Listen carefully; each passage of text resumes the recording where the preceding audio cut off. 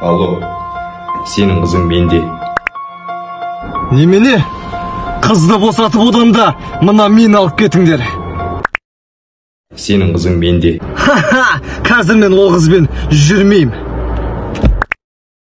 Сенің қызың менде. Қайсысы сенді? Айгүл ме, Салтанат па? Сенің қызың менде. Ха, мен сенің дауысыңды суретке түсіріп алдым. Сенің қызың менде. Ха, ол қыз вирус жұқтырып алған. Сенің қызың менде. Ал сенікі менде. Сенің қызың менде. Братан, сіз басқа нөмірге хабарласып тұрсыз? Сенің қызың менде.